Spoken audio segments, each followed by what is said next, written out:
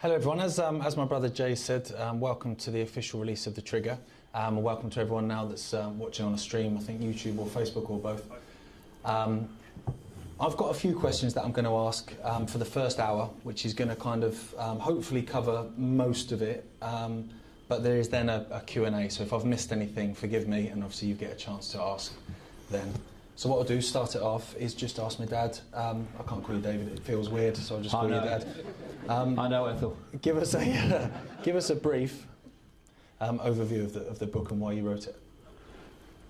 Well, I remember the day it happened, and by then I'd done many years of research into how a few people control human society and are dictating its direction.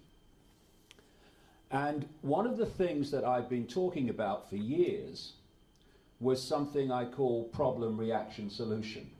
It is a phenomenally effective mass mind control technique to get the public perception to think what you want them to think so that you will be able to do what you want to do. And for those watching on the internet who may not have come across it, I'm sure most people here will have done, having read the books. Problem, reaction, solution works like this. Stage one, you create a problem. It could be a terrorist attack, it could be a war, it could be a run on a currency, whatever the problem needs to be that allows you to provide the solution to that problem that you want to change society in the way you want to do it. And so at stage one, you create a problem, and crucially, you blame someone else for it.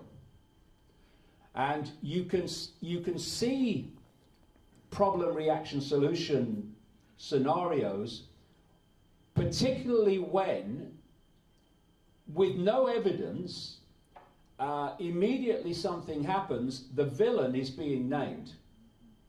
And in terms of 9/11, Osama bin Laden and Afghanistan were being named by a man called Ehud Barak, former Prime Minister of Israel, immediately after the attacks happened. And of course the plan was to invade Afghanistan. That's why Afghanistan was mentioned that early, even though everyone else is going, what happened? What's going on? What's happening at the same time? Stage two, you want people in fear and outrage because you want them to say, in effect, do something. Something must be done. What are you going to do about it? Or at the very least, the public become open to what the authorities say must be done as a result of the problem. And in terms of 9/11, it was just such a blatant example, as I saw it on the day, of problem, reaction, solution, where you create the problem, you blame someone else for it, you get the reaction, something must be done, and then you offer the solutions to the problems you have yourself created but blame someone else for. And I looked at it and I thought, this is a classic. And when they started justifying the invasion of countries as a result of it, it became even more obvious to me. So I started investigating it from the first day onwards, through 2001 and through 2002. And as far as I know, in my own experience, I produced the first major book questioning the official story of 9/11 in September 2002. It was published, Alice in Wonderland and the World Trade Center disaster. Why the official story of 9/11 is a monumental lie. And that came out, and then through the years that followed that, I obviously kept my eye on the ball. I was always interested in new information regarding 9/11. And then in 2018, I decided I was going to do an update on Alice in Wonderland, right? Well, that lasted 2 bloody weeks, that did.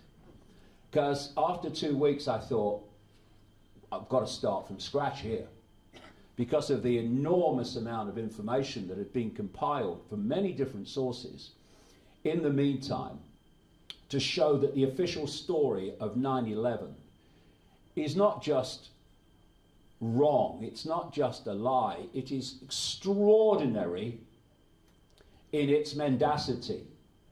I was talking on an interview this morning, and I said, imagine 9/11 as like a centipede with lots and lots of legs. In other words, different aspects of the story. And every single one of those legs of the centipede has an Achilles heel to show that it couldn't have happened, or what we're being told is not the whole truth, and often not the truth in any way, shape or form. It's extraordinary. There's nothing that stands up. So I started investigating, and all the way through 2018 and 2019 up to most of 2018 and up to 2019 up to now, and put together a book. It's 2 books actually, between one cover or 2 covers.